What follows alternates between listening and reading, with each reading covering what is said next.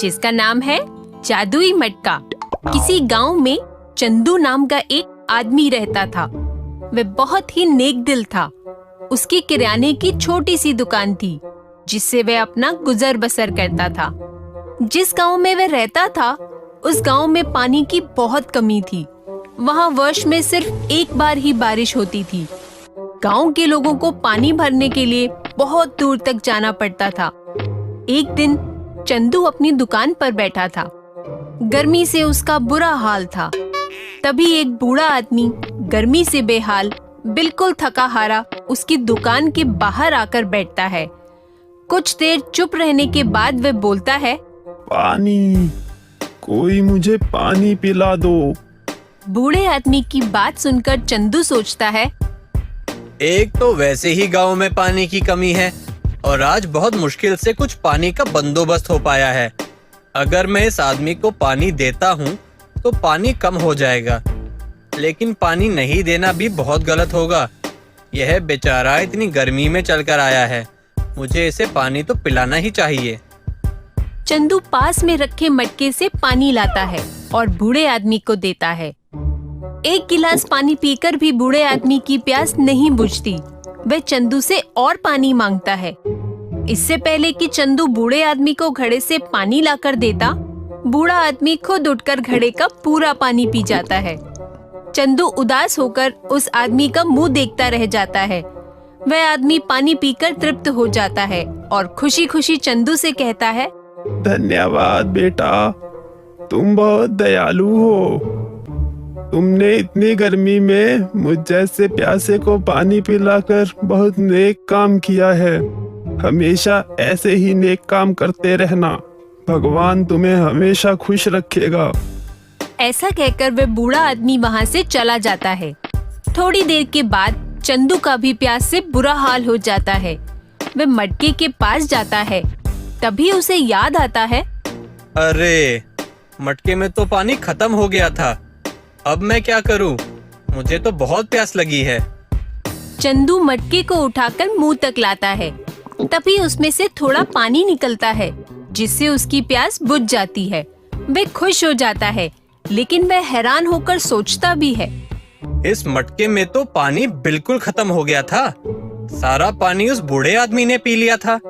इसमें और पानी कहाँ से आया? चंदू सोच ही रहा होता है कि तभी एक आदमी उसकी दुकान पर आता है और कहता है, अरे चंदू भाई, कैसे हो? जरा यह पर्चा लो और सारा सामान दे दो। चंदू पर्चा लेता है और जवाब देता है, मैं तो ठीक हूँ। तुम इतनी गर्मी में कैसे आ गए? और तुम्हारा पैर कैसा है? बस ठीक हूँ। अब ये चोट तो ठीक होने नहीं वाली। ये तो जिंदगी भर का जख्म है। खैर, ये सामान जल्दी चाहिए था, इसलिए इतनी गर्मी में भी आ गया। घर में कुछ मेहमान आ रहे हैं। चंदू पर्चा देख सामान पैक करने लग जाता है। तभी गोपाल बोलता है, चंदू भाई, बहुत गर्मी है, थोड़ा पानी मिलेगा? माफ करना, थोड़ा सा पानी बचा था, वो मैंने पी लिया। क्या कह रहे हो चंदू भाई? मटका तो पूरा भरा हुआ है, वो देखो। चंदू पूरा भरा मटका देखकर चौंक जाता है। अरे अरे, मैं भी ना, इस गर्मी में मेरा दिमाग बिल्कुल भी काम नहीं कर रहा। चंदू गोपाल को मटके से ग्लास भरकर पानी देता है और गोपाल पानी पीकर अपना सामान लिए चला जाता है। गोपाल के जाने के बाद चंदू सोचता है, मटके में पानी कहाँ से आया? मटका तो बिल्कुल खाली था। कुछ देर के बाद गोपाल अपनी बहन को लेकर चंदू के पास आता है और कहता है, चंदू, मेरी बहन को बहुत तेज बुखार है। तो डॉक्टर के पास ले जाओ। मेरे पास क्यों आए हो? तुम जल्दी से उस मटके का पानी इसे पिलाओ, ये ठीक हो जाएगी। ये तुम क्या कह रहे हो? हाँ चंदू, तुम्हारे उस मटके का पानी पीकर मेरे पैर की चोट ठीक हो गई, जो डॉक्टर के हिसाब से जिंदगी भर ठीक नहीं हो सकती थी। उस पानी में जरूर कोई जादू है, जिसे पीने के बाद कोई भी बीमारी ठीक हो सकती है। चंदू गोपाल की बहन को मटके का पानी पिलाता है और गोपाल की बहन बिल्कुल ठीक हो जाती है। धीरे धीरे मटके वाली बात पूरे गांव में फैल जाती है। कुछ ही समय में सभी लोग बारी बारी से चंदू के पास अपना इलाज कराने आने लगते हैं। चंदू सभी लोगों की मदद करके बहुत खुश होता है। वह पानी पिलाने के बदले किसी से भी कुछ नहीं लेता, लेकिन लोग अपनी खुशी से उसे कुछ न कुछ दे रहे थे। वह मन ही मन उस बूढ़े आदमी को याद करता है। वह आदमी जरूर कोई फरिश्ता था जिसकी वजह से ये हुआ। अब चंदू की दुकान के बाहर हमेशा बीमार लोगों की लाइन लगी रहती थी। ये देखकर चंदू सोचने लगा, अगर एक अमीर आदमी रोज इलाज के लिए आ जाए तो एक ही बार में मेरे कितने पैसे बन जाएंगे।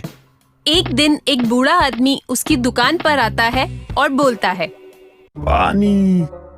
तभी राजा के कुछ सिपाही चंदू के पास आए और कहने लगे, चंदू, अपना वो मटका लेकर जल्दी हमारे साथ चलो। महारानी को चोट लगी है, उन्हें ये पानी पिलाकर ठीक करो। भाई जरा रुको, पहले मुझे इस बूढ़े आदमी को पानी पिलाने दो। नहीं, तुम पहले हमारे साथ चलो। अगर तुम महारानी का इलाज करोगे तो तुम्हें बहुत सारा धन और गहने मिलेंगे। सिपाही की बात सुनकर चंदू के मन में लालच आ जाता है। वह तुरंत मटका उठाकर सिपाहियों के साथ महल चला जाता है। महल पहुंचकर वो महारानी के लिए जैसे ही मटके में से पानी निकालने लगता है तो वह देखता है कि मटका खाली है। चंदू हैरान रह जाता है। महाराज चंदू से कहते हैं, क्या हुआ चंदू? इतना समय क्यों लग रहा है? जल्दी करो। ऐसा कैसे हो सकता है? अभी तो मटका भरा हुआ था, यह खाली कैसे हो गया? ये क्या कह रहे हो चंदू? तुम्हारे मटके में पानी नहीं है? अगर तुम्हारे मटके में पानी नहीं था तो तुम यहाँ क्या करने आए हो? निकल जाओ यहाँ से। चंदू निराश होकर अपना मटका लिए वापस आ जाता है। वापस आकर वह देखता है कि वो बूढ़ा आदमी भी नहीं है जिसे वह पानी पिलाए बगैर ही चला गया था। अरे, वो बूढ़ा आदमी कहाँ गया? कहीं ये वही आदमी तो नहीं था जिसकी वजह से यह मटका हमेशा भरा रहता था? ये मैंने क्या किया? मैंने लालच में आकर उस सेवा भाव को खत्म कर दिया, जिसकी वजह से शायद इस मटके में पानी हमेशा भरा रहता था। अब मैं लोगों की मदद कैसे करूंगा? चंदू को लालच करने का बहुत पछतावा होता है। अपनी भूल के पश्चाताप के लिए वे सोचता है, जो पैसा मुझे लोगों के इलाज के बदले में मिला है, क्यों ना मैं उस पैसे से इस गांव में एक डॉक्टर का प्रबंध कर दूं, जिससे लोगों का इलाज हो सके और उन्हें किसी जादू पर निर्भर ना रहना पड़े। हाँ, यह सही रहेगा। चंदू अपने गांव में एक वैद्य का प्रबंध करा देता है और अपनी गलती का प्रायश्चित करता है। तो बच्चों, इस कहानी से हमें ये शिक्षा मिलती है कि हमें कभी भी लालच नहीं करना चाहिए।